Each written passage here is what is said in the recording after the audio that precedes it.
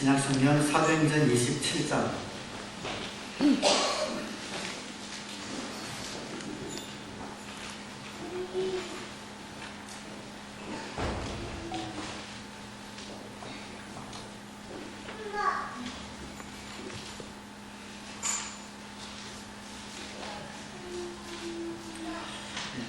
사도행전 27장 9절로 26절까지 좀 길지만 한 이야기이기 때문에 아마 쭉 읽어나가면서 어떤 이야기가 기록되어 있는지 마음속으로 생각해 보시기 바랍니다. 바울이 풍랑을 만난 사건에 대해서 기록이 되어 있습니다. 27장 9절입니다. 많은 시일이 흘러서 금식 기간이 이미 지났으므로 벌써 항해하기에 위태로운 때가 되었다. 그래서 바울은 그들에게 이렇게 충고하였다. 여러분, 내가 보기에 지금 항해를 하다가는 재난을 당할 것 같은데 짐과 배의 손실만이 아니라 우리의 생명까지도 이를지 모릅니다. 그러나 백부장은 바울의 말보다는 선장과 선주의 말을 더 믿었다. 그리고 그 항구는 겨울을 나기에 적합하지 못한 곳이므로 거의 모두는 거기에서 출항하여 할 수 있으면 베닉스로 가서 겨울을 나기로 뜻을 정하였다. 베닉스는 크레타 섬의 항구로 서남쪽과 서북쪽을 바라보는 곳이다. 때마침 남풍이 순하게 불어오므로 그들은 뜻을 이룬 것이나 다름없다고 생각하고 닻을 올리고서 크레타 해안에 바싹 붙어서 항해하였다. 그런데 얼마 안 되어서 유라블로라는 폭풍이 섬 쪽에서 몰아쳤다. 배가 폭풍에 휘말려서 바람을 맞서서 나아갈 수 없으므로 우리는 체념하고 떠밀려가기 시작하였다. 그런데 우리가 가우다라는 작은 섬 아래 쪽을 따라 밀려갈 때에 그 섬이 어느 정도 바람막이가 되어 주었으므로 우리는 간신히 거룻배를 휘어잡을 수 있었다. 선원들은 거룻배를 갑판 위에다가 끌어올리고 밧줄을 이용하여 선체를 독려매었다. 그리고 그들은 리비아 근해에 모래톱으로 밀려들까 두려워서 바다에 닻을 내리고 그냥 떠밀려 가고 있었다. 우리는 폭풍에 몹시 시달리고 있었는데 다음날 선원들은 짐을 바다에 내던졌고 사흘째 날에는 자기네들 손으로 배의 장비마저 내버렸다. 여러 날 동안 해도 별도 보이지 않고 거센 바람만이 심하게 불었으므로 우리는 살아남으리라는 희망을 점점 잃었다. 사람들은 오랫동안 아무것도 먹지 못하고 있었다. 그때에 바울이 이렇게 말하였다. 여러분은 내 말을 듣고 크레타에서 출항하지 않았어야 했습니다. 그랬으면 이런 재난과 손실은 당하지 않았을 것입니다. 그러나 이제 나는 여러분에게 권합니다. 기운을 내십시오. 이 배만 이를 뿐 여러분 가운데 한 사람도 목숨을 잃지는 않을 것입니다.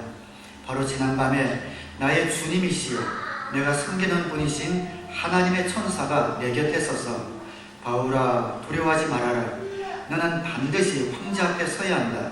보아라, 하나님께서는 너와 함께 타고 가는 모든 사람의 안전을 너에게 맡겨주셨다 하고 말씀하셨습니다. 그러므로 여러분 힘을 내십시오. 나는 하나님께서 나에게 말씀하신 그대로 되리라고 믿습니다.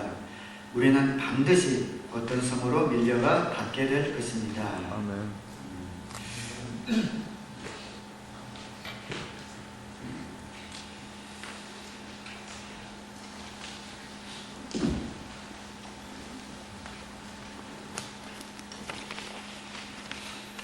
미국 어느 농촌의 청년이 하루는 목사님을 찾아와서 그렇게 이야기를 했다고 합니다.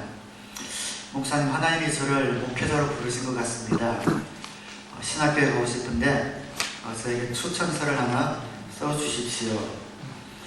느닷없는 부탁을 받고 목사님이 의아했습니다. 형제님, 하나님이 당신을 목회자로 부르셨다는 것을 어떻게 합니까? 하고 물어봤습니다. 그래서 이 청년이 그렇게 이야기합니다. 제가 하루는 들판에 서 있는데 하늘에 구름이 모이더니 그 구름의 모양이 P, C 모양으로 이렇게 보였다는 겁니다. 그래서 PC는 뭔가 했더니 Preach Christ, 그래서 그리스도를 전파하라, 설교하라라는 그런 뜻이 아니겠습니까? 신학교를 가야겠습니다. 그래서 목사님이 잠시 침묵하다가 그렇게 이야기했다고 합니다. PC라는 말이 그리스도를 전하라는 뜻도 될 수 있습니다만 제 생각에는 플랜트 코로나, 옥수수를 심으시오라는 그런 뜻이 될 수도 있는데 형제님은 농사를 짓는 것이 하나님의 뜻일지도 모르겠습니다. 그렇게 반문을 했다고 합니다.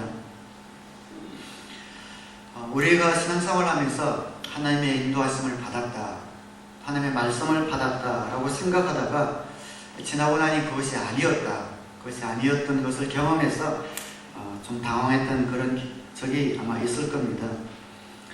분명히 하나님이 인도하신 것으로 생각했는데 나중에 보니까 그게 아니었던 경험.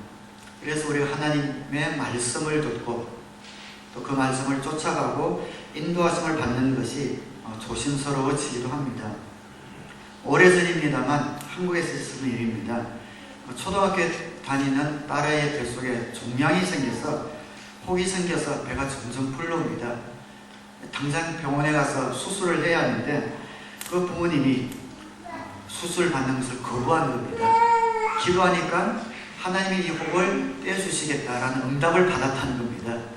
배가 점점 불러와서 위급한 지경이 되는 걸 보고 국가가 개입해서 강제로 그 딸을 병원으로 데려와서 수술을 해서 목숨을 건졌다는 그런 뉴스가 나온 적이 있죠. 그래서 사회적으로 큰 문제가 됐던 적이 있습니다. 그래서 이런 일들을 접할 때에 하나님의 뜻을 쫓는 것이 무엇인가, 하나님의 인도하심을 받는 것이 무엇인가 궁금하게 생각합니다. 내가 하나님의 말씀을 들었다고 생각하는 것은 진짜인가 아니면 가짜인가, 난 하나님의 인도하심을 받고 가고 있는가 아닌가 질문을 할 수 있습니다. 생명을 인도하는 문은 그 문이 좁고 협착하다고 했습니다. 그리고 그 양편에는 두 개의 절벽이 있는데 한쪽은 광신, 한쪽은 의심의 절벽이 아닐까 생각합니다. 광신과 불신, 그 사이의 좁은 길을 우리가 걷고 있는 것이죠. 우리는 광신에 빠져서는 안 됩니다. 광신은 그냥 막 정신이 없이 미친 척하는 그런 모습이라기보다 광신은 하나님보다 앞서가는 것, 그것을 광신이라고 이야기할 수 있습니다. 하나님의 약속이 아닌데 우리가 스스로 착각해서 약속이 있는 것으로 믿어서 하나님보다 앞서가는 것을 광신이라고 이야기합니다. 많은 이단들이 왜 나오는가? 하나님이 약속하신 것이 아닌데 자기들이 앞질러 갔기 때문에 오해와 착각 가운데 빠져서 그런 이단들이 생긴다고 생각합니다. 그에 빠지면 본인도 피해를 입을 뿐 아니라 옆에 있는 사람도 큰 피해를 입게 됩니다. 반면에 또한 불신의 절벽에 우리가 빠져서도 안 되겠죠. 불신은 하나님을 믿지 않는 겁니다. 믿는 것, 하나님의 능력, 하나님의 기적, 이런 것들은 전부 다 가짜다라고 믿음의 불신 가운데 걷는 겁니다. 세상에 가짜가 있다라는 말은 진짜가 있다는 것을 증명하는 겁니다. 가짜들을 보고, 짝퉁들을 보고, 또 잘못 믿는 사람들을 보고 하나님은 안 계셔, 기독교는 없어라고 이야기한다는 것은 그런 가짜의 눈이 가려서 진짜를 보지 못하는 거겠죠. 위조 지폐가 존재하는 이유는 진짜가 있기 때문이죠. 진짜가 있기 때문에 위조 지폐가 있습니다. 100불짜리 위조 지폐는 있지만 80불짜리 위조 지폐는 없습니다. 왜냐하면 80불짜리 진짜 돈은 없기 때문입니다. 가짜가 있다라는 말은 진짜가 존재하는 말과 같습니다. 그래서 많은 사람들이, 믿는 사람들의 신앙적인 그런 잘못된 모습들, 실수들을 보고 신앙을 부인하게 된다면 진짜를 보지 못하고 가짜를 절대적인 것으로 믿기 때문에 그런 실수를 범한다고 생각합니다. 성경을 보면 하나님의 인도하심을 받는 데 대하여 실수한 사람들이 의외로 많이 나옵니다. 그 대표적인 사람이 모세입니다. 모세가 애국 궁중에서 40년을 교육을 받습니다. 40세가 되었을 때 하루는 그 문 밖에 나왔는데 애국 사람이 자기 동족인 히브리 사람을 학대하는 것을 봅니다. 저울을 살펴보고 아무도 없는 것을 확인한 다음에 그 애국 사람을 데려서 죽이게 되죠. 그리고 모래에 파묻습니다. 아마 두려웠겠지만 그는 스스로 자기가 히브리 사람인 정체성을 갖고 있었고 또 하나님으로부터 뭔가를 일을 알 그런 소명을 아마 갖고 있었는지 모르겠습니다. 그리고 그것이 아마 하나님께서 인도하신 길이라고까지 생각했을지 모르겠습니다. 그 다음날 다시 밖에 나가보니 이번엔 히브리 사람이 서로 자기 동족이 둘이서 다투고 있습니다. 아니 동족끼리 왜 다투시오? 나무랐더니 모세를 향하여 아니 어제는 애굽 사람을 죽이더니 오늘은 우리를 죽일 작정이요. 그렇게 이야기하는 것을 보고 자신의 범죄가 드러난 것을 보고 바로 도망쳐서 미디안 광야로 숨게 됩니다. 모세는 하나님이 자신을 통해서 일하는 줄 알았는데 그게 아니었던 것이죠. 하나님이 모세를 통해 일하신 것이 아니라 모세가 자기 임의대로 그런 일을 행한 것입니다. 그래서 그가 광야에서 40년을 보내게 되었는데 오늘 40년 동안은 그가 피신한 기간이기도 했지만 거기에서 아마 하나님에 대해서 처음에는 실망하고 또 불평한 그런 심정들을 갖고 피했는지 모르겠습니다. 하나님의 뜻을 읽었다고 생각하고 하나님의 일을 한다고 생각했지만 그것이 아닌 거죠. 하나님이 자기를 통해서 역사하시는 줄 알고 그렇게 했는데 결과적으로는 사람만 죽인 그런 결과만 남고 아무런 성과를 거두지 못한 것을 보고 자신에게 너무 낙심이 되고 실망이 되어서 40년간 광야 생활을 더 보내게 됩니다. 그리고 자신의 실수로부터 회복하는데 그리고 하나님의 뜻을 올바로 분별하는 그런 지혜를 갖기까지 40년이 걸리게 됩니다. 40년이 지나서 80세가 되었을 때 하나님이 모세에게 다시 나타나시죠. 떨기나무 가운데서 나타나셔서 모세야 모세야 이제 진짜 모세를 부르실 때 모세가 굉장히 긴가민가하죠. 정말 하나님 맞는지 계속해서 질문을 던지고 하나님이 말씀하시는 것에 대해서 토를 합니다. 내가 또 착각하는 것은 아닌가? 40년 전에 실수를 반복하는 것은 아닌가? 자신의 실수에 대한 두려움을 극복하는데 많은 시간을 보내고 하나님은 계속해서 세미한 것까지 모세에게 보여주시면서 이제 모세가 일할 때가 되었음을 하나님의 때가 되었음을 가르쳐 주게 됩니다. 모세는 80세가 되었어야 하나님의 인도하심을 받는 그런 지혜와 마음을 또 분별할 수 있는 그런 능력을 가진 것을 보게 됩니다. 다윗도 신앙적으로 실수가 많았던 사람입니다. 하나님의 언약궤를 가지고 예루살렘으로 이제 옮기려고 출발합니다. 그 언약궤를 소가 이끄는 달구지에 실어서 갑니다. 소가 좀 날뛰니다. 언약궤가 흔들리니까 그게 떨어질까봐 옆에 있던 우사라는 신하가 그 언약궤에 손을 댑니다. 근데 그 자리에서 즉사하고 말았습니다. 민망한 그런 사건이 벌어진 거죠.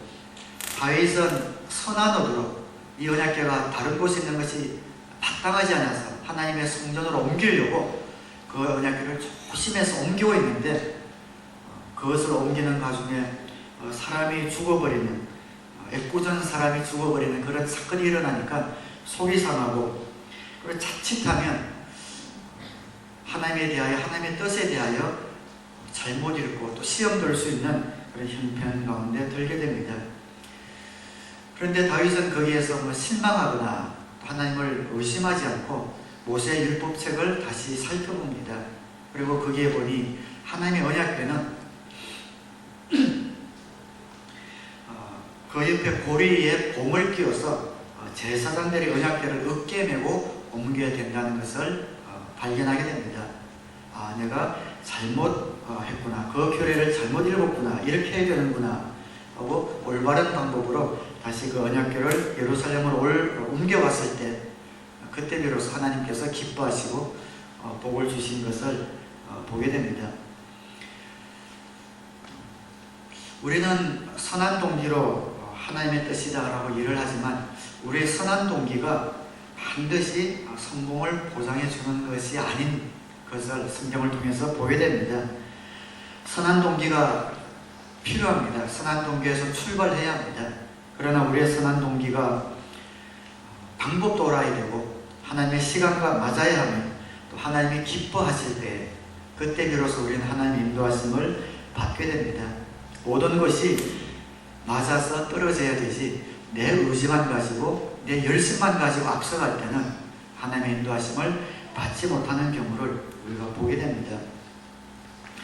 우리의 열심이 있어야 하고 또 우리의 의지가 있어야 하지만 하나님의 방법에 맞아야 하고 하나님의 시간을 기다릴 때가 있고 하나님의 음성을 인내해야 될 때가 있고 그리고 하나님께서 그것을 축복하고 기뻐하실 때에 하나님이 원하시는 그런 열매를 맺을 수가 있습니다. 그것을 모르고 서둘다가는 우리가 실수할 수가 있습니다. 그래서 우리가 하나님의 뜻을 잘못 읽고 우리의 욕심과 우리의 의지와 우리의 열심이 앞장서서 일을 망쳐놓고 하나님 왜 이럽니까 하고 오히려 하나님께 섭섭해하고 원망하고 또 시험에 드는 경우들이 우리가 있습니다. 그리고 마음 가운데 그것이 상처로 또한 앙금으로 남아서 신앙생활에 걸림돌이 되고 앞으로 가지 못하는 그런 경우가 있습니다. 예전에 한국에서 어떤 어머니가 아들이 장애가 걸렸는데 그 아들을 위해서 기도를 했답니다. 여기 이태경 목사님한테 직접 들은 간증입니다. 올해 죽을 병에 걸려서 거의 죽지 않으면 장애가 걸릴 그런 아들을 위해서 어머니가 간절하게 기도하면서 소원 기도를 했다고 합니다. 이 아들을 살려만 주시면은 하나님께 바치겠습니다. 주의 종으로 바치겠습니다라고 소원 기도를 했다고 해요. 근데 그 기도를 하나님이 들으셔서 그 아이가 건강하게 회복이 됐습니다. 그래서 잘 자라나서 초등학교, 중학교, 고등학교 그리고 이제 대학교를 갈 때가 됐는데 얘가 똑똑하고 공부를 잘했나 봐요. 근데 그때가 되니까 이제 이 부모님이 마음에 욕심이 생기는 겁니다. 이 아들을 아주 똑똑해서 의사나 이렇게 시키고 싶은데 신학교에 보낼 일은 마음이 안 생긴 겁니다. 그런데 어릴 때 분명히 주의 종으로 바치겠다고 소원을 했는데 도저히 아들도 그럴 마음이 없고 또 부모님도 그럴 마음이 없는데 만약에 그랬다가는 하나님의 약속을 어기는 결과가 되어서 큰 일이 일어날 것 같고 이러지도 저러지도 못해서 계속 고민만 하다가 대경 목사님이 있는 그런 집회하는 곳에 와서 이제 상담을 한 이야기를 제가 들었습니다.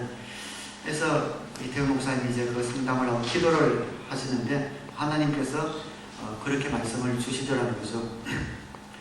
네가 바치겠다고 했지 내가 언제 받는다고 했냐 그런 말씀을 주시더라는 겁니다. 네가 급해서 바치겠다고 했지 나는 그 아들 받겠다고 말한 적이 없다 하는 그런 말씀을 주셔서 자유함을 얻고 갔다고 하는 그런 이야기를 들었습니다. 이런 데가 많이 있습니다. 우리는 우리 생각대로 하나님의 뜻이다 라고 생각해서 우리가 앞서 나가고 또 전전긍긍하며 그 뜻을 잘못 읽을 수가 있는 것이죠. 그러나 모세나 다윗 같은 인물이 위대한 신앙의 인물로 평가받을 수 있는 이유는 그런 자신의 경험들을 통해서 배울 수 있는 그런 겸손함이 있었습니다. 그걸 통해서 낙심하거나 원망하는데 이러지 않고 하나님의 뜻이 무엇인지 물을 수 있는 그런 겸손함이 있었기 때문에 위대한 인물이 될 수가 있었습니다. 우리는 하나님을 섬기는 일에 하나님의 인도하심을 쫓는 일에 어떨 때는 실수할 때가 있습니다. 누구든지 그럴 경우가 있습니다. 믿음이 없기 때문도 아니고 동기가 나쁘기 때문도 아니고 하나님이 매정하시기 때문은 더더욱 아닙니다. 사람의 의지와 사람의 열심이 하나님을 앞서갔기 때문입니다. 하나님의 일은 하나님의 일입니다. 그래서 하나님의 일은 하나님께서 주도하시고 주관하십니다. 그 하나님의 일에 우리를 초청하시고 우리를 통해 일하십니다. 그런데 우리는 우리가 하고 싶은 일에 하나님의 일을 끌어당기고 하나님의 뜻을 끌어당겨서 사실은 내가 하고 싶은 일을 하고 그러면서 그 일이 맞지 않을 때 하나님께 화살을 돌리는 경우가 있습니다. 하나님의 때를 기다리고 하나님의 방법을 기다리고 또 하나님께서 허락하시고 축복하시는 그것을 기다리지 않고 나아갈 때에 실수할 수가 있습니다. 신앙생활을 하면 할수록 하나님께서 뭐라고 말씀하시는가, 하나님 안에 들어있는가 하는 그런 훈련과 성숙해가는 그러한 모습들이 더 필요할지 모르겠습니다. 그래서 오늘 본문을 통해서 간단하지만 하나님의 말씀을 인도하심을 올바로 쫓아가는 방법을 한번 보려고 합니다. 첫째는 하나님의 말씀을 쫓는 일에 있어서는 그 주도권이 하나님에게 있다는 것을 우리는 알아야 합니다. 한번 따라해 보실까요? 하나님에게 주도권이 있다. 하나님에게 주도권이 있다. 아주 중요한 원리입니다. 하나님이 말씀을 주셔야 우리가 그 말씀을 쫓아갈 수 있습니다. 그래서 우리는 하나님의 말씀을 주기 전까지는 기다려야 합니다. 물론 육성으로 이렇게 가라 저렇게 가라 그런 음성이 아니라 한 가지 상황과 환경과 성경의 조명하심과 사람을 통해서 나에게 말씀해 주시는 하나님의 음성을 기다려야 합니다. 우리가 요구한다고 하나님의 말씀을 주시는 것은 아닙니다. 그것은 어디까지나 하나님의 말씀이고 하나님이 필요하실 때 하나님의 때에 하나님의 방법으로 우리에게 말씀을 주십니다. 만일 하나님이 말씀하지 아니하셨는데 사람이 앞서 나가게 되면 모세와 같은 그런 실수를 저지르게 됩니다. 저는 우리가 신앙생활을 하면서 그런 일관성과 인내가 있으면 좋겠습니다. 여러분이 예수님을 믿는 그 순간에 저와 여러분은 하나님의 사랑의 한 복판에 들어가게 됩니다.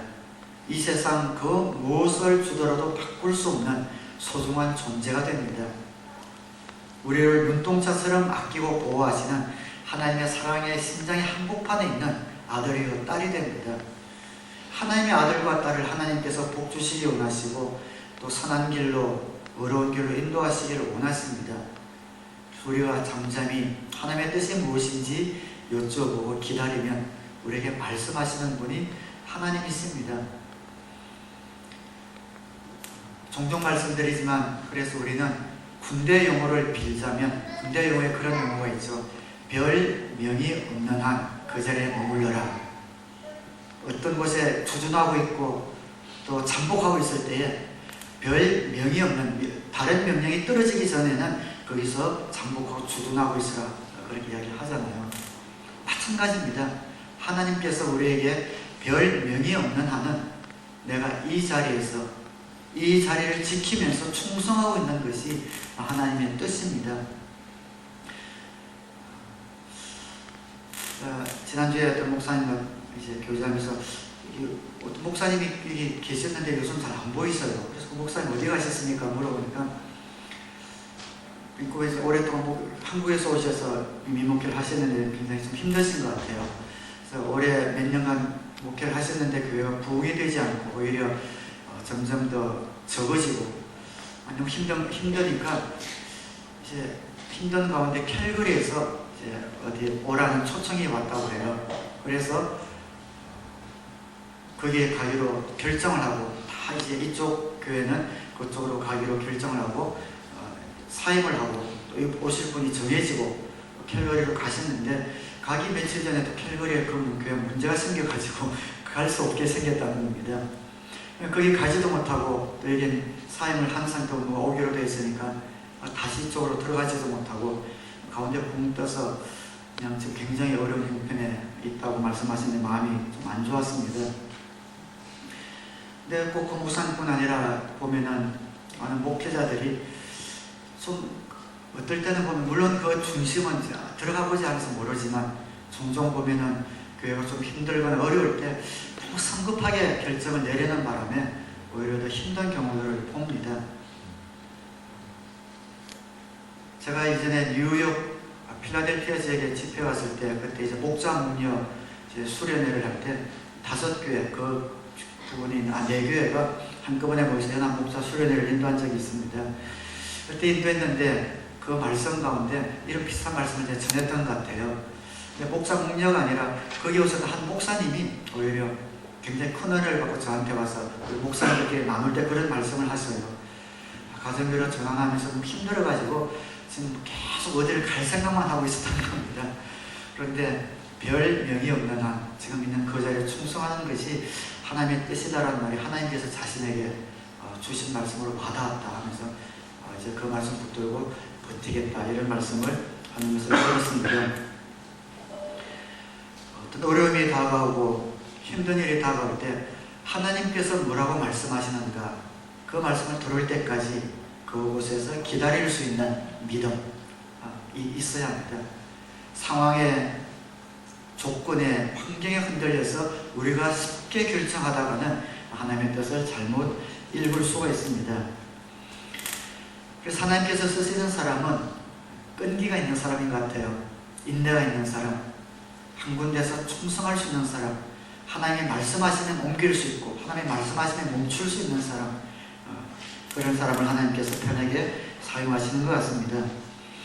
본문에서 사도 바울이 들은 말씀이 정말 하나님의 말씀이라는 것을 어떻게 할 수 있는가? 바울은 기다렸습니다. 풍랑이 막 일기 시작하거든요. 그럴 때 급하게 이게 어떻게 됐는가 하고 하나님의 음성을 막 들으려고 했다가는 아마 자신의 생각이 그 환경에 의해서 자신의 뜻이 앞장서서 나왔을지 모르겠습니다. 그런데 이 바울이 하나님의 음성을 들었던 때는 풍랑이 굉장히 진행된 상태예요. 한 열흘이 있는 것던 것 같아요. 풍랑이 점점 심해져서 배에 있는 모든 짐도 음식도 장비까지 다 버린 그때야 비로소 하나님의 음성이 들렸다는 것이죠. 하나님께서 침묵하시다가 모든 사람들이 염려하고 사도 바울도 이게 어떻게 되는가 염려할 때쯤 되어서 이제는 더 이상 희망이 없고 소망이 없는 그 상태에 천사를 보내서 사도 바울에게 안심하라 그 말씀을 주셨습니다. 때로는 하나님께서 우리에게 말씀을 주실 때에 또 우리 입장에서 하나님의 말씀을 기다리는 그 과정이 정말로 진땀을 흘리는 와중에 임할 수 있다는 것을 보게 됩니다. 앞도 옆도 뒤도 전부 다 막혀 있다고 생각했을 그때에 하나님께서 말씀하시는 경우가 종종 있습니다. 다니엘이 사자굴에 던져졌습니다.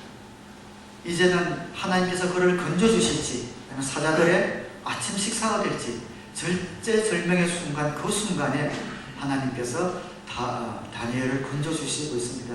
던지기 전에 사자굴에 들어가기 전에 막아주시는 것이 아니라 던져지고 나서 절제절명의 그 순간에 하나님의 인도하심이 임하는 것을 보게 됩니다. 그렇기 때문에 저와 여러분도 어떨 때는 풍랑이 이미 상당히 진전되었다고 해서 결코 낙심해서는 안 됩니다. 풍랑 속으로 깊이 들어가고 있다고 해서 낙심해서 우리가 하나님의 뜻을 앞질러서 우리 뜻대로 결정해서는 안 됩니다. 여전히 하나님은 우리를 도우실 수 있고 도우실 수 있는 능력이 있는 분이신 것을 믿으시기를 주님의 이름으로 축원합니다. 우리의 신앙을 한번 한 단계 업그레이드 시키기 위해서 또 우리에게 그 고난의 의미를 알게 하기 위해서 축복을 주시기 위해서 어떨 땐 정말 막막한 그 코앞까지 숨이 턱에 넘어오는 그 순간까지 하나님께서 다 인도하고 계시는 때가 있다는 것입니다. 그럴 때 하나님의 음성을 잠잠히 기다려야 합니다.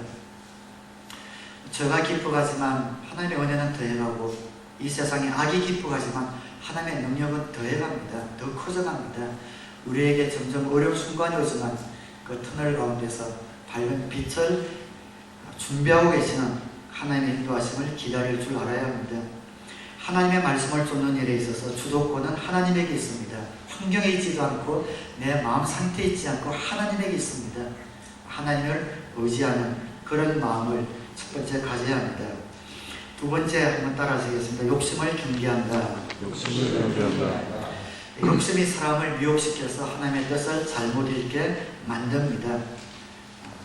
야고보 1장 14절에는 오직 각 사람이 시험을 받는 것은 자기 욕심에 이끌림이다 라고 말씀하고 있지요.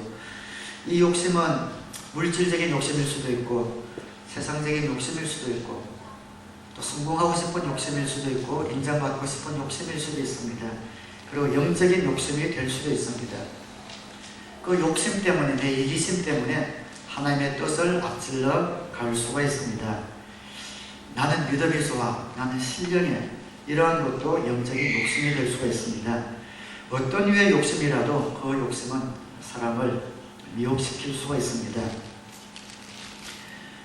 하나님의 뜻을 기다릴 때 우리의 욕심을 내려놓고 하나님께서 원하시는 그 말씀에 순종할 마음을 갖고 있어야 합니다. 사도 바울이 지금 배를 타고 죄수의 신분으로 로마로 가고 있는 중이거든요. 근데 이 배는 죄수선입니다. 죄수들을 호송하는 죄수선입니다. 사도 바울은 죄수가 되어서 죄수의 몸으로 지금 이 배를 타고 로마로 호송당하고 있는 중입니다. 그 중에 배가 풍랑을 만난 거죠. 그런데 하나님께서 이 바울을 죄수의 신분에서 건져주지는 않았지만 풍랑에서 건져주었습니다. 바울의 생각에는 이런 풍랑을 통해서 이제는 아마 죄수의 신분에서 건져준다든지 아니면 바울을 여기서 아주 높은 이런 자리로 딱 건져주셔서 뭔가를 하실 거라고 기대, 그런 욕심이 있을지 모르겠지만 하나님께서는 바울의 죄수의 신분은 그대로 내버려 두시고 풍랑 속에서만 이 바울을 건져주시는 거죠. 바울은 그것을 받아들입니다. 여전히 그는 죄수가 되어서 로마로 갑니다. 그러나 이 풍랑 속에서 그를 건져주실 때에 하나님께서 죄수의 신분에도 건져주면 좋겠지요. 그러나 바울은 로마에 지금 가는 것이 하나님의 뜻이기 때문에, 황제 앞에 서는 것이 하나님의 뜻이기 때문에 하나님께서 죄수의 신분은 그대로 두시지만 풍랑에서 건져주시는 그 하나님의 뜻을, 그 인도하심을 올바르게 분별하며 그대로 받아들이고 가는 것을 보게 됩니다. 자신에게 무엇이 더 유익한가, 무엇이 더 편리한가, 그것을 바라본 것이 아니라 하나님께서 원하시는 것이 무엇인가, 자신의 욕심에 이끌리지 아니하고 하나님의 뜻, 인도하심만을 온전히 붙들고 승리하는 것을 보게 됩니다.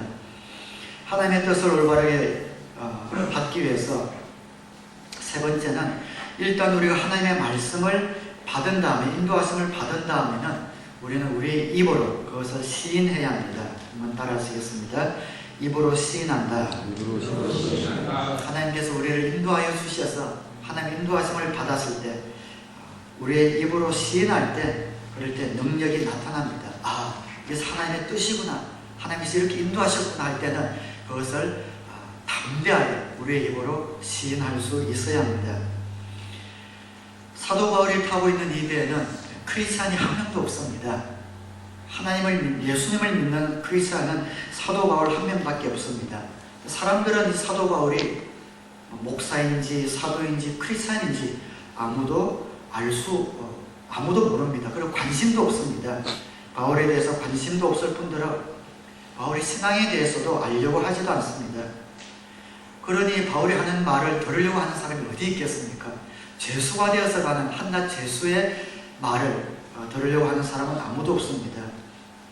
그런데 이 사건을 한번 보십시오. 풍랑을 만나서 모두가 죽게 되었습니다. 모두가 죽게 되었으니까 이 상황 가운데서 유일하게 할 말이 있는 사람이 바로 바울이 됩니다. 모두가 죽게 되었을 때 유일하게 할 말이 있는 사람이 바로 하나님의 종이고, 이 바울이 이야기할 때 이제 그의 말에 모든 사람들이 귀를 기울여 들을 수밖에 없게 되었습니다. 평소에는 바울이 전하는 말을 무시하고 듣지 않으려고 하던 사람들이, 출발할 때도 아예 한 귀로 듣고 한 귀로 흘렸던 사람들이지만 이 위기의 순간에서 하나님을 믿는 바울이 담대하게 일어나서 그에게 주신 말씀을 선포했을 때에 모든 사람들은 그것이 생명의 말씀, 생명의 줄로 받아들이는 것을 보게 됩니다. 23절, 바로 지난밤에 나의 주님이시여 내가 섬기는 분이신 하나님의 천사가 내 곁에 서서 바울아 두려워하지 말아라, 너는 반드시 혼자 앞에 서야 한다. 보아라, 하나님께서는 너와 함께 타고 가는 모든 사람의 안전을 너에게 맡겨주셨다 하고 말씀하셨습니다. 그들에게 첫 번째 하신 말씀은 두려워하지 말라라는 말입니다. 풍랑이 두렵고 죄수가 두렵고 미래가 두렵고 고난이 두렵지만 그 모든 두려움을 갖고 있는 사람들 앞에서 일괄적으로 두려워하지 마십시오. 하나님께서 우리 모두를 살려주시겠다고 말씀해 주셨습니다. 그러므로 여러분 힘을 내십시오.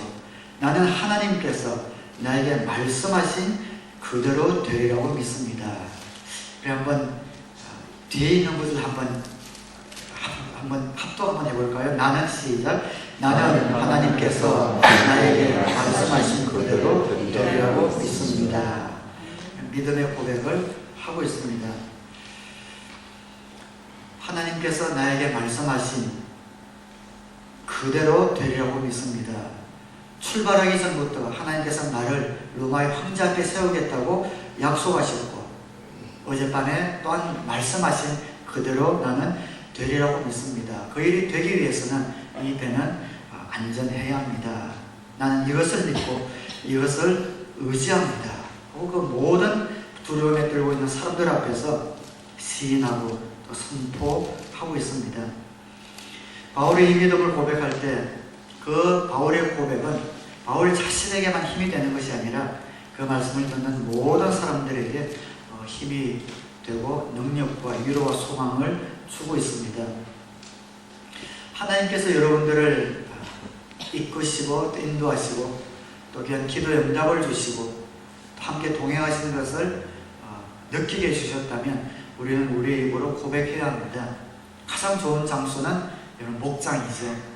목장에서 나눔 시간에 지난 한 주간 동안에 하나님께서 내 삶 가운데 어떻게 역사하시는가 그것들을 나눌 때에 또 고백할 때 시인할 때에 능력이 됩니다. 나에게뿐 아니라 다른 사람들의 소망이 됩니다.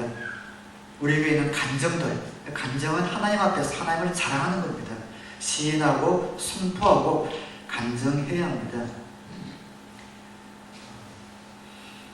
우리가 가정교회를 합니다. 그래서 어떨 때는 참 전도하기가 쉬운 일은 아닙니다. 그렇지만 우선 부딪혀 봐야 될 것 같아요. 말하지 않으면 아무 일도 일어나지 않기 때문입니다. 목장에 한번 와보라고 초청하지 않으면 그 일이 일어나지 않습니다. 물론 그 아래에 여러 가지 기도와 모든 것들이 밑받침되어 있어야겠지만 선포하지 않으면 그 일은 일어나지 않습니다. 어떨 때는 너무 몸을 뭉치려는 것은 아닌가.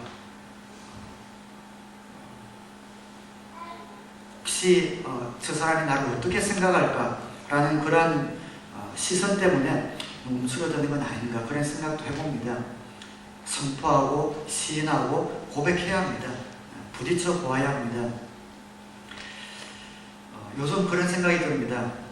물론 지금 이 시대는 관계전도 외에는 전도가 굉장히 힘들어요. 옛날처럼 집회를 통해서 돌아오는 사람도 거의 없고 또 노방전도라든지 축포전도도 그렇게 큰 어떤 효과가 사실은 없습니다. 오히려 거부감을 줍니다. 그런데 가끔씩은 이제 전철이나 또 이 하나를 마트나 이런 데서 전도하는 분들인데 예전에는 저렇게 전도 무슨 효과가 있을까 그런 생각이 들었는데 또 다른 면으로는 그런 분들이 굉장히 이뻐 보이기도 합니다. 물론 그렇게 해서 혹시 돌아오는 사람이 효과가 없다 하더라도 그래도 어떻게 보면 무식하게 그 말씀을 듣고 전하고 있거든요. 어쨌든 예수 믿으라고 전하고 있단 말이죠. 여기서 혹시 다른 사람에게는 효과가 없을지 모르지만 하나님께 순종하는 그 마음이나 또 자신의 믿음을 담대하게 하는 그런 유익은 있겠다. 그런 생각이 들기도 합니다. 어떤 옛날에 어떤 목사님이 그런 감정이 있죠. 상황을 찬송가를 쓰신 분 같은데 식당에 집회를 마치고 식당에 들어갔는데 피곤한 눈으로 식당에 밤늦게 들어갔는데 식당에서 이제 서빙을 하는 종업원 표정이 너무 어둡더라는 겁니다. 그래서 마음속에서 복음을 전하라 그런 마음이 계속 생기는데 너무 피곤하고 힘들고 그래서 그냥 내일 밝을 때 와서 하지요 하고 그냥 갔다고 합니다. 다음날 거기에 걸려가지고 이제 복음을 전가로 갔더니 그날 모든 서빙을 마치고 그 식당 2층 조그만 쪽방이 그 종업원의 방인데 무슨 일인지 모르지만 그날 밤에 목을 메고 자살을 했다고 하죠. 그래서 그것을 아주 성령님이 말씀하셨는데 듣지 않아서 그랬다. 언제나 복음을 증거해야겠다라는 그런 예반지 감정인지 모르지만 그런 이야기가 있습니다. 예전에도 그런 감정을 읽으면은 이 진짜일까 하고 싶고 이런 감정을 통해서 너무 전도에 대해서 이렇게 너무 강조하는 좀 억지스러운 그런 면이 있어서 그런 감정 제가 별로 전리하지는 않았는데 하나님이 그런 마음을 주셨습니다. 그렇게 전도하든 노방 전도를 하든 축포 전도를 하든 전도지를 돌리든 어떻게 전도하든 정말 하나님의 마음을 갖고 있으면 움직일 수밖에 없다. 그 자리에 머물러 있을 수는 없다. 이런 생각이 드는 겁니다. 우리 목장을 통해서 관계 전도를 하든 뭘 하든 정말 우리의 입을 열어서 선포하지 않으면, 시인하지 않으면, 전도하지 않으면 아무 일도 일어나지 않기 때문입니다. 그래서 올 한 해를 마감하면서 지난 한 해 동안 여러분들이 열심히 충성하시고 또 사명 감당하셨지만 또 마지막 한 달을 남기면서 조금은 더 하나님께서 나에게 주신 사명이 있는데 혹시 나의 게으름 때문에 혹은 다른 사람이 어떻게 생각하는 시선 때문에 혹은 안일함 때문에 정말 전해야 될 때 전하지 않고 주저하거나 지체한 적은 없는가 한번 생각해 보면서 언제든 때를 얻든지 못 얻든지 정말 복음을 선포하고 시인하고 고백하는 그런 귀한 믿음과 담대함이 저와 여러분들에게 있게 되기를 주님의 이름으로 축원합니다. 우리가 믿는 바를 입으로 시인할 때 그때 주님께서 역사하시기 때문입니다. 하나님의 인도하심을 받으면서 가는 것, 하나님께 주도권이 있습니다. 그렇기 때문에 우리의 가치관이 변해야 될, 우리의 가치관이 조금 변화되어야 되고 조정될 필요가 있다고 생각합니다. 하나님께서 이스라엘 백성들을 가나안 땅으로 인도하셨지 않습니까? 가나안 땅에 들어갈 때에 모든 원주민들을 진멸하라고 명령하셨습니다. 이것을 잘못 읽은 분들이 대표적으로 십자군 전쟁을 일으킨 크리스찬들이죠. 가나안 땅의 원주민을 진멸하라고 하신 것은 그 좋은 땅을 하나님 이스라엘 백성들에게 주시려고 진멸하라고 한 것도 아니고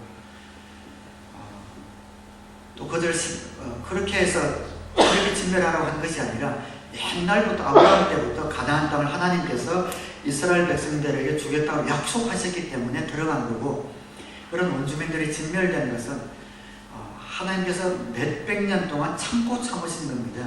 계속해서 그들의 죄악 가운데 있는 걸 참고 참으면서 회개하기를 기다렸지만 그 심판의 때가 차서 심판을 자초했기 때문에 그들이 심판을 받은 것이고 그 심판의 대리자로 이스라엘 백성들이 사용받은 것 뿐입니다. 그들이 가나안 땅에 들어간 것은 하나님께서 그 이전에 내가 이 가나안 땅을 너희들에게 주시겠다라고 약속하셨기 때문에 하나님이 약속하셨기 때문에 그 가나안 땅에 들어간 겁니다. 십자군 전쟁을 일으킨 이런 사람들은 이런 십자군 전쟁을 통해서 미디안 나라에 들어가서 그들을 복음화시켜야겠다라고 들어갔지만 그것은 하나님의 뜻이 아니었습니다. 그런 나라에 들어가서 하나님께서 복음화시키라고 칼과 총을 갖고 복음화시키라는 말씀을 하신 적이 없으시죠. 하나님의 약속이 없었습니다.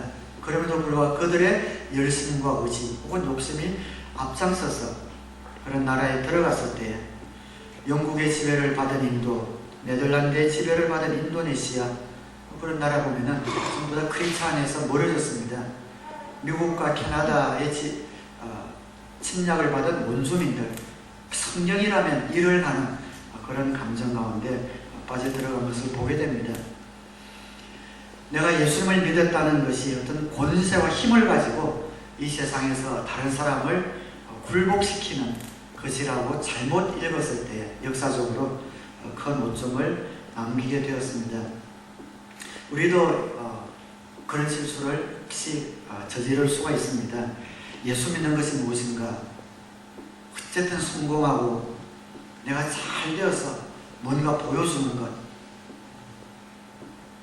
그런 가치관을 가지다 보면은 나의 성공, 내가 성공, 그 동기는 내가 성공해서 뭔가를 해보겠다는 그런 동기지만 방법과 하나님의 뜻에 맞지 않고 오히려 14권 전쟁을 일으킨 사람처럼 세상적인 가치관이 오히려 우리를 지배할 그러한 가능성도 있습니다. 우리가 꼭 성공해야만 하나님의 뜻을 이루는 것도 아니고 우리가 실패한다고 하나님의 뜻이 가려지는 것도 아닙니다. 하나님의 뜻은 하나님에게 주도권이 있습니다. 하나님이 나에게 뭐라고 말씀하시는가? 이 성공을 통해서 혹은 이 실패를 통해서 나에게 말씀하시고 싶은 것이 무엇인가?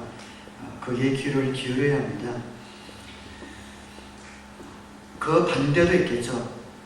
남에게 피해를 입히는 그것으로가 아니라 오히려 한 걸음도 나가지 못하는 경우도 있습니다. 하나님은 나에게 어떤 신분도 또 지위도 힘도 주지 않으셨으니 나는 복받은 자가 아니기 때문에 난 하나님으로부터 큰 어떤 영향력 있는 복을 못 받았기 때문에 내가 할 수 있는 것은 아무것도 없어. 나를 통해서는 하나님이 뭐 특별히 하고 싶은 것도 없어 하면서 복지부동에서 널브러져 있는 것도 하나님의 뜻이 아니라는 것이죠. 하나님은 우리가 어떤 상태에 있든지 어떤 환경에 있든지 그 모든 환경과 상황 가운데서 우리에게 하고 싶은 말씀이 있으시고 이루고 싶은 그런 역사가 있었습니다. 저와 여러분은 어떤 자들입니까? 하나님께서 예수 그리스도를 십자가에 못 박으시는 것으로 이루신 그 일, 그 놀라운 일을 세상은 알지 못합니다. 하나님께서 예수님을 십자가에 못 박으시는 것으로 하신 그 일을 역사는 인정하지 않습니다. 그리고 그 가치를 모릅니다. 그 가치를 알 마음도 없습니다. 예수님의 십자가 사건은 이 세상에서 하나도 유명하지 않습니다. 그냥 역사 가운데 그런 일어난 동화처럼 생각합니다. 이 세상은, 이 역사는 하나님께서 예수님을 십자가에 못 박으신 그 사건을 전혀 귀중하게 여기지 않고 가치 있게 여기지를 않습니다. 그러나 우리에게는 어떻습니까? 세상과 이 세상 역사가 전혀 관심도 가지지 않고 전혀 가치도 주지 않는 그 십자가의 그 사건이 우리들에게는 그 무엇과도 바꿀 수 없는 복음이고 그 무엇과도 바꿀 수 없는 하나님의 은혜이고 하나님의 사랑입니다. 저와 여러분은 전부 예수님의 십자가를 통과했습니다. 세상이 전혀 인정하지도 가치도 인정하지 않는 그 십자가 사건, 그 십자가를 통과했고 우리는 이제 그것이 없이는 살 수 없는 그런 존재가 되었습니다. 저와 여러분이 예수님을 믿는다고 고백한다면 그리고 그 십자가로 말미암아 하나님의 백성이 되었고 영원한 나라를 상속받을 하나님의 자녀인 것을 고백한다면 이제 선택은 우리 몫입니다. 나는 어느 가치를 기준으로 해서 살아가야 될 것인가? 세상이 인정해 주지 않지만 우리에게는 부인할 수 없는 이런 십자가의 복음의 가치를 가지고 살아갈 것인가? 아니면은 내가 십자가의 복음을 붙들고 있는 것으로 인해서 세상에 인정해 주지 않고 가치 있게 여기지 않는다고 이 십자가의 복음을 내팽개칠 것인가? 그리고 세상적인 가치관을 따라갈 것인가? 이 선택이 우리에게 있는 겁니다. 성공하는 것, 잘 되는 것, 그런 것만 하나님의 뜻이라고 생각한다면 그래서 내 지금 형편은 하나님께서 나를 통해서 일하실 것이 아무것도 없다고 해서 넘어져 있다면 우리는 잘못된 가치의 기준을 갖고 있다는 것이죠. 사랑하는 여러분, 말씀을 맺으려고 합니다. 저와 여러분은 예수 그리스도의 십자가를 통과한 하나님의 자녀가 되신 것을 믿으시면 아멘으로 고백하시기 바랍니다. 아멘. 세상이 인정하지 않고 세상이 가치를 주지 않는 그런 십자가 사건이 우리에게 가장 귀중한 가치가 되었다면 이제는 저와 여러분의 인생과 존재는 하나님께서 그 무엇과도 바꿀 수 있는 아름다운 존재, 아름다운 가치가 된 겁니다. 예수 그리스도의 그 생명의 값어치를 지불하고 구하신 그런 아름다운 생명이 바로 저와 여러분들이 되었기 때문에 하나님은 저와 여러분들을 통하지 않고서는 일하지 않기로 작정하신 분입니다.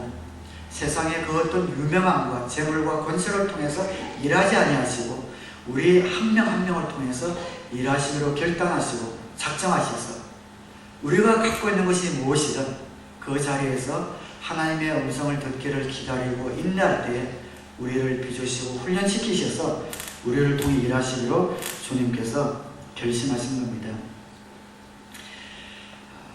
배너 영화 아마 여러분들 다 보셨죠? 배너가 그 동료에게 배신당했고 나중에는 성공해서 메살라라는 자기를 배신한 사람에 복수했지만 응어리가 풀어지지 않죠. 자기 어머니와 여동생이 죽은 줄 알았는데 어느 동굴에 가보아라 해서 갔더니 그 문둥병이 모여있는 곳에 그 나병을 앓고 있는 어머니와 그 자신의 여동생을 보고 그 마음이 원한이 차서 어떻게 할 수가 없을 때에 예수님이 지나가는 걸 보잖아요. 예수님이 지나가는 것을 잡혀가는 모습을 보고 괜히 쫓아가죠. 그리고 십자가상에서 다니면서 아버지여 저들이 하는 일을 알지 못합니다. 저들의 죄를 사하여 주시옵소서 라는 그 말을 듣고 십자가에서 끌려가면서 그 이야기를 베너가 듣잖아요. 그 말을 듣고 그가 몇 년간 그 마음 가운데 쌓아놓았던 원함과 복수심이 사라지게 됩니다. 그리고 노예로 팔려가면서 노예로 팔려서 그 전한 그 아래층에서 노를 젓는 그 일을 하고 있다가 전쟁이 일어나죠. 해전에서 자기가 타고 있던 그 배가 난파당하고 이제 멸망당하기 직전에 이 베너가 그 로마의 사령관을 구하게 됩니다. 그 사령관은 자기들이 이제 전쟁에 진 줄 알고 자결하려고 하는 그 순간에 베너가 말리게 되고 그 사령관을 구하게 됩니다. 나중에 구조받고 나서 자신들이 이겼다는 것을 알고 나서 사령관이 베너에게 한 말이 아마 베너 영화에서 핵심인 것 같아요. 네가 믿는 하나님께서 너를 구하기 위해서 로마에게 승리를 주셨구나 그 이야기를 합니다. 그 말이야말로 이 베너 이야기의 핵심이 아닌가 싶습니다.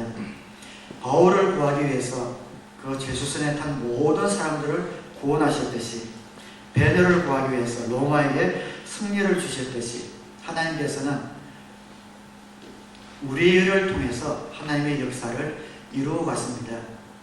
십자가를 통과한 하나님의 자녀인 우리, 세상이 볼 때 별 볼 일 없어 보이는 눈여겨보지 않는 그러한 신분일지 모르지만 하나님의 썩는 미랄이 되어서 하나님의 뜻을 이루기를 원하는 저와 여러분들 한 명 한 명을 통해서 하나님께서 여러분의 공동체, 여러분의 주위에 하나님의 일을 이루실 것을 믿으시면서 하나님보다 앞서가는 것이 아니라 언제든지 하나님께서 말씀해 주시는 것을 기다리시고 그 인도하심을 쫓아가는 하루하루가 되시기를 우리 주님의 이름으로 축원합니다. 기도하겠습니다.